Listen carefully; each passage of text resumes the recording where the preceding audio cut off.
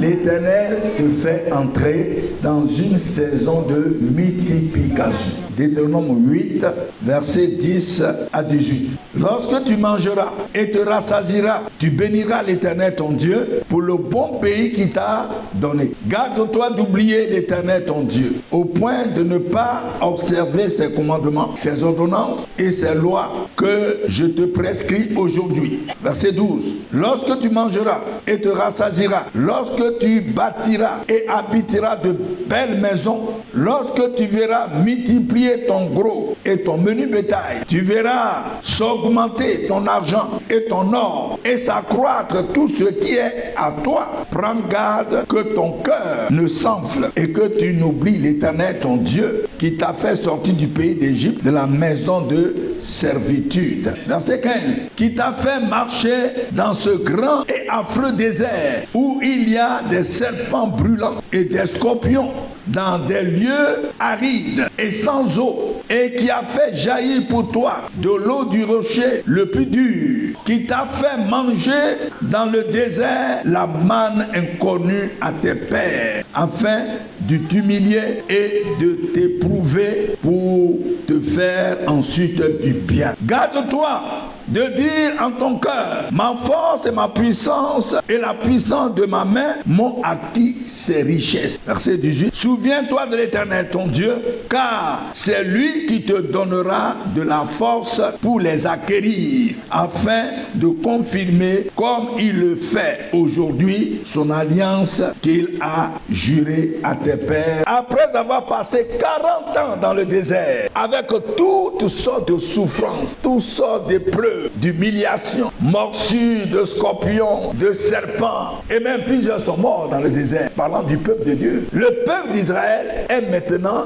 arrivé aux portes de la terre promise. Et Dieu utilise Moïse pour leur prédire tout ce qui va se passer là-bas. Par la bouche de Moïse, Dieu donne des conseils à son peuple avant d'entrer à Canaan, avant d'entrer dans le pays promis où coule le lait et le miel. Ça ressemble à ta vie et puis ça ressemble à ton pays. À chaque fois que je lis l'histoire d'Israël, je vois la Côte d'Ivoire, où coule le lait et le miel. Ce n'est pas fortuit que les gens disent que la Côte d'Ivoire est deuxième Israël. Si vous lisez bien la Bible, si vous connaissez bien votre pays, vous allez vous reconnaître. Dieu leur donne des conseils par la bouche de Moïse et leur prédit de multiplier leurs biens, les richesses qui vont arriver là-bas. Il va multiplier. Qu'est-ce que Dieu veut t'annoncer en ce début d'année et encore surtout en ce mois de février par cette promesse? Qu'est-ce que Dieu veut te dire?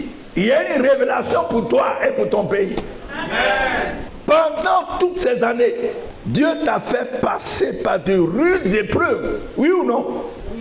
Tu as connu de rudes épreuves, des maladies graves, d'autres encore des accidents, des attaques des sorciers, des attaques démoniaques, l'humiliation, l'oppression, le manque même d'argent. À des moments où l'argent même, tu cherches l'argent te fuit. Des moments difficiles, des échecs, la pauvreté.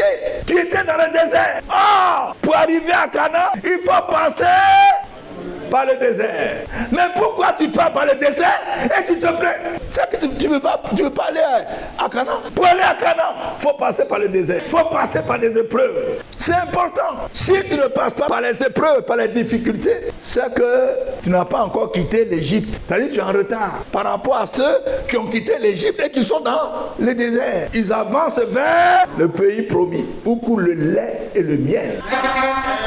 Frères et sœurs, lorsque vous passez par des moments difficiles, ne vous plaignez pas.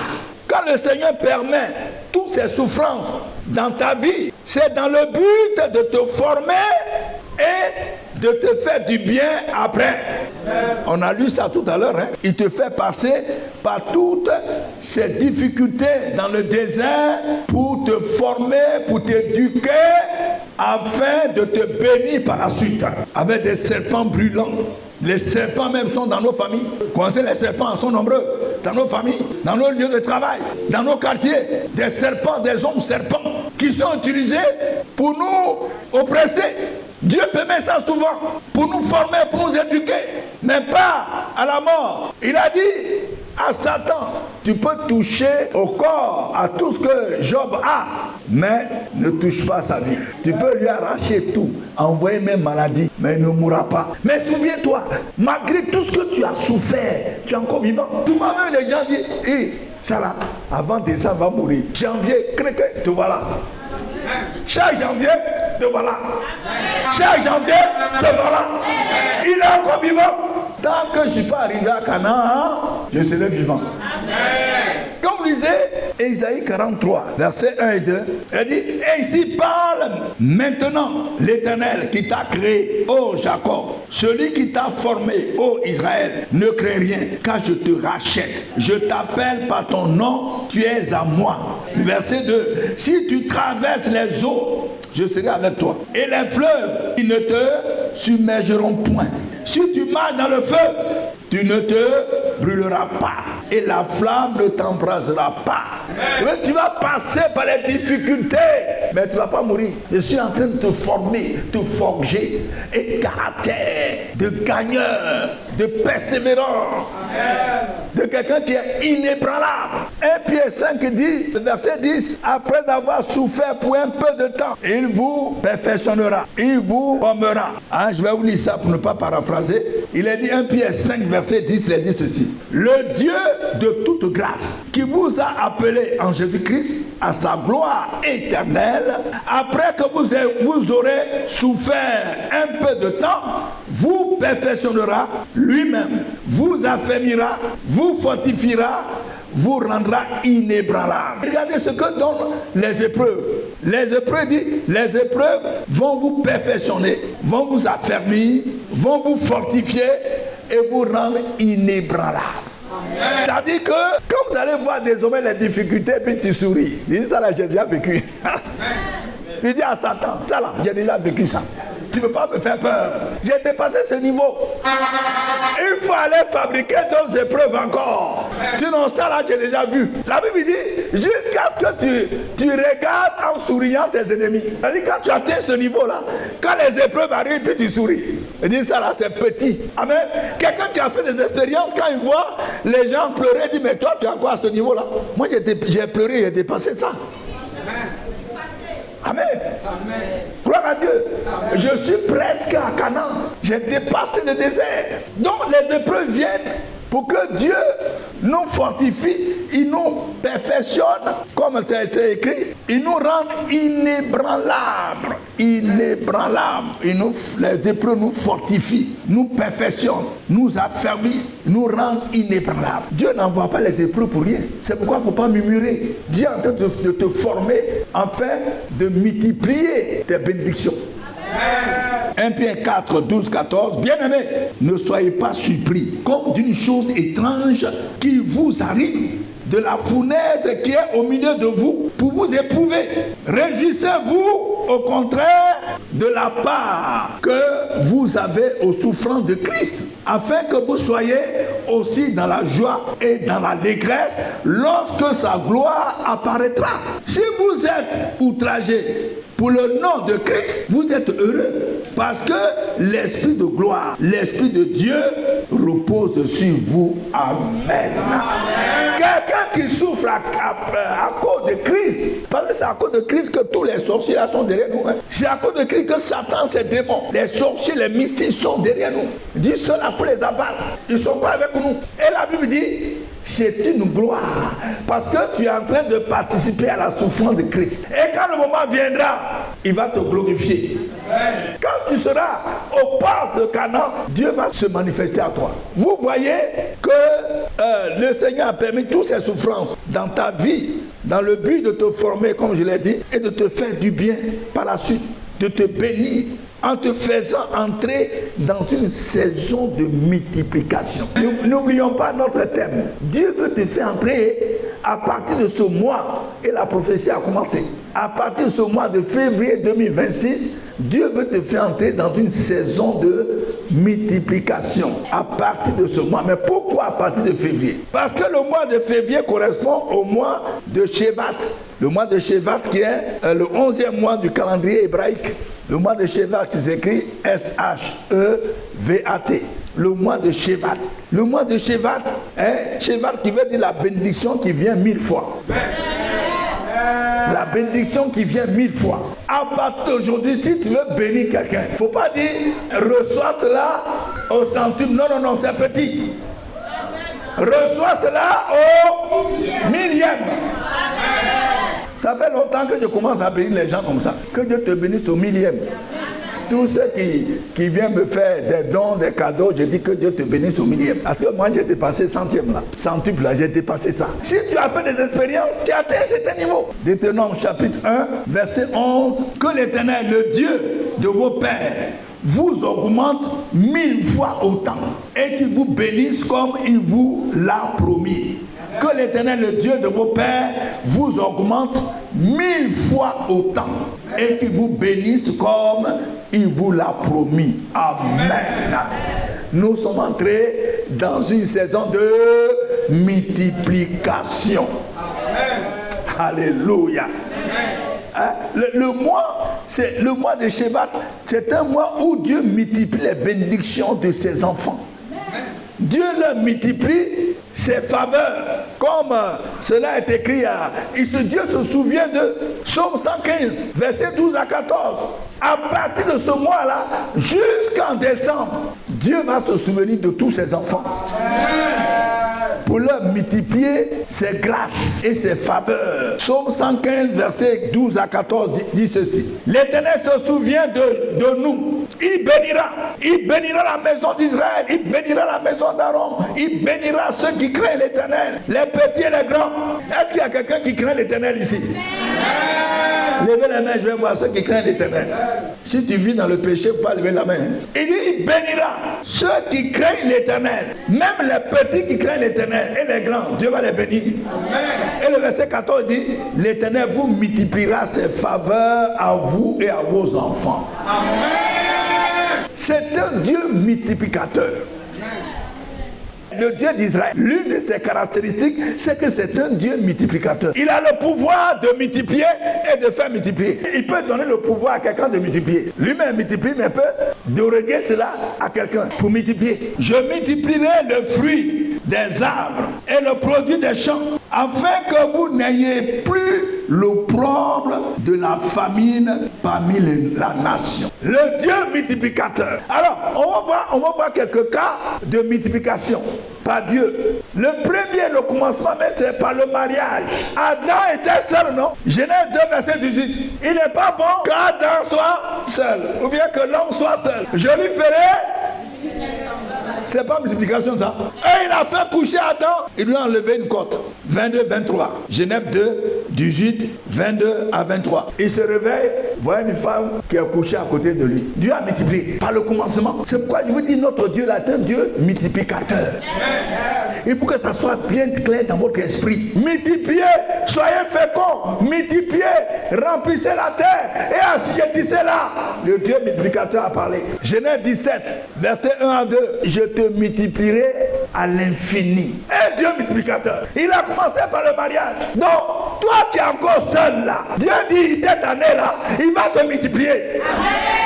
Oh, la même des célibataires là. Je n'ai pas entendu alors que ils sont nombreux ici, ils sont nombreux. Ils sont nombreux, ils sont nombreux. Dieu a commencé la multiplication par le mariage. À moins que tu ne veuilles pas te marier, ça c'est autre chose. Dieu ne force personne. Si tu ne fais pas attention, cette pensée qui me vient là, Dieu va envoyer quelqu'un pour te poursuivre, même si tu ne veux pas te marier. Il va te poursuivre jusqu'à ce que tu cèdes. Même si tu dis non, j'ai eu beaucoup d'échecs dans le mariage, j'ai trop souffert, laissez affaire de mariage là. Dieu va envoyer quelqu'un. Nous sommes entrés dans une saison de multiplication. Pourquoi tu es seul? Et c'est normal que tu sois seul. Tu n'as personne pour partager tes désirs, tes souffrances, hein? Personne pour te conseiller. Ce n'est pas normal que Dieu envoie un homme, une femme pour te poursuivre jusqu'à ce que tu cèdes. Mariage forcé. Mariage forcé. Parce que nous sommes entrés dans une saison de multiplication. Mais pourquoi toi tu es seul? Je vous ai donné le témoignage de la sœur là. 14 ans là. Un matin comme ça, brusquement, tout à coup, quelqu'un le poursuit à la banque. Toi là, tu es ma femme. Quelle femme? Dis, tu es ma femme. Puis demande tout le monde les écoute. Le premier samedi de l'année 2026. Je ne vais pas oublier cette date-là. 4 janvier. Il avait honte comme ça, mais beaucoup de gens comme ça. Qu'est-ce que tu fais avec? Alors que elle-même, elle ne marche pas bien. Si tu ne marches pas bien ou tu marches bien, c'est qui est sûr? Toi là, tu es ma femme. Donne-moi ton numéro. Les autres femmes qui sont là disent, maman, donc ton numéro, ça fait quoi? C'est-à-dire, elles sont là, mais elles disent, si c'était nous. Si c'était moi, j'allais donner mon numéro déjà.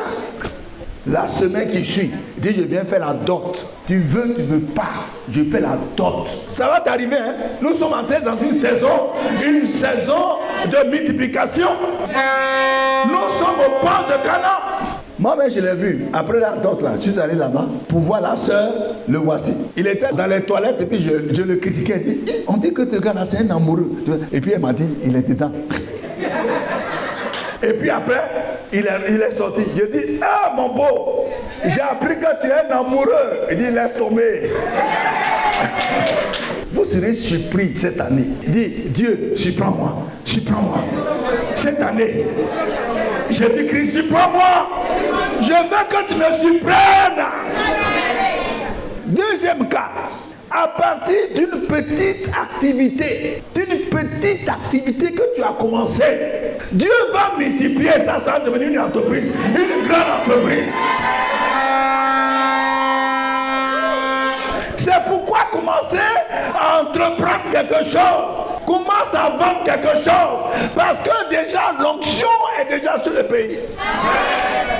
Nous sommes au port de Canaan. Nous sommes au port de Canaan. Peut-être que les gens ne voient pas, et vous ne comprenez pas ce que je suis en train de dire, mais la Côte d'Ivoire est entrée dans une saison, une autre saison. Ça, c'est Dieu qui fait ça. Vous allez comprendre dans la suite des temps ce que je suis en train de vous prophétiser. Regardez, Zacharie 4 qu'on a lu les semaines dernières. Zacharie 4, verset 7 ou verset 10.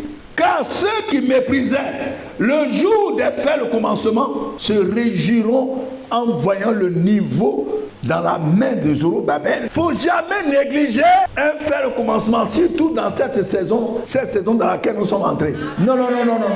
Si tu fais petit quelque chose, il faut te dire que ça va devenir une grande entreprise. On nous a donné le témoignage ici, une sœur qui a des diplômes et qui cherche même de grands postes, qui veut faire de grandes choses. Et Dieu lui a dit non, il faut vendre de l'huile. Avec mes diplômes là, je vais vendre de l'huile. La voix a insisté. Elle a obéi. Elle a commencé à vendre les petits bidons, les grands bidons. Au fur et à mesure, Dieu multiplie. Maintenant, c'est bâché. Après, c'est camion. Aujourd'hui, là, elle est devenue prospère. Avec l'huile. Dieu a multiplié. Il ne faut jamais négliger les faits de commencement. Quand on lisait Deutéronome 28, les versets 8 et verset 11, l'Éternel ordonnera à la bénédiction d'être avec toi dans tes greniers et dans toutes tes entreprises. Il te bénira dans le pays que l'Éternel, ton Dieu, te donne. Quand je lis dans le pays que le Dieu te donne, moi je comprends en Côte d'Ivoire. C'est-à-dire dans le pays, dans ce pays-là, tu vas prospérer.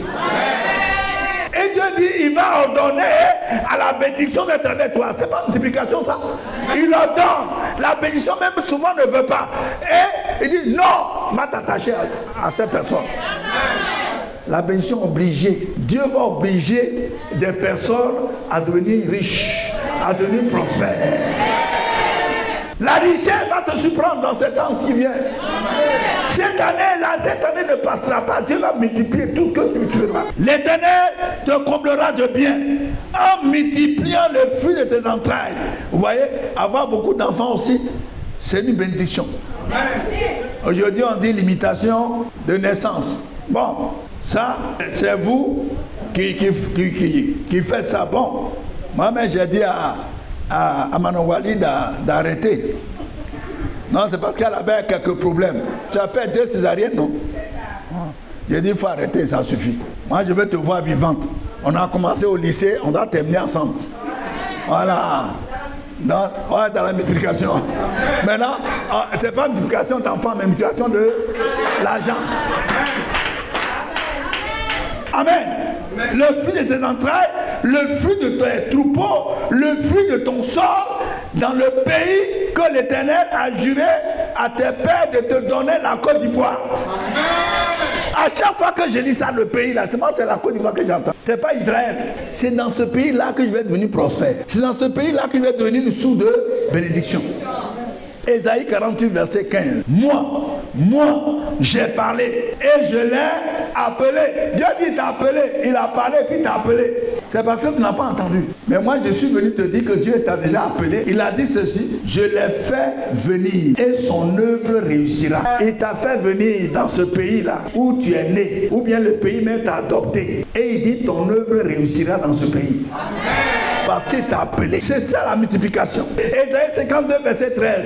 Il dit quoi? Mon serviteur prospérera. Mais avant de prospérer, on dit il montera. C'est ça, non? Un peu. Il montera, il se lèvera bien haut. Vous voyez, il commence tout doucement. Avant de prospérer là, il doit monter un peu chaque année. Prospérer là, ça c'est l'objectif. Vous comprenez? Mais avant de prospérer, Dieu maintenant dit, tu dois monter. C'est pas parce qu'on a mis devant que c'est ça la finalité. Vous voyez, il y a point virgule d'abord. Ouais. Voilà. N'oubliez pas que je suis écrivain. Si tu persévères, Dieu va multiplier tes activités. Si tu es fonctionnaire ou bien si tu travailles chez quelqu'un, il ne faut pas seulement chercher à avoir ce salaire mensuel. Il faut faire autre chose pour que Dieu multiplie. Troisième chose, Dieu peut multiplier ton salaire. Amen. Dieu peut multiplier ton argent, tes finances. Amen. Comme il est dit dans Deutéronome 8, verset 13 qu'on a lu. Dieu multiplie l'argent. Il peut multiplier ton argent. Il peut multiplier tes affaires, tes finances. Il peut permettre que tu aies une augmentation de salaire. Parce que tu es aux portes de Canaan. Tu vas entrer bientôt dans Canaan.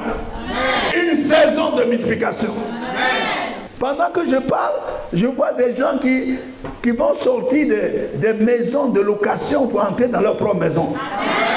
Et votre amen là, c'est pas.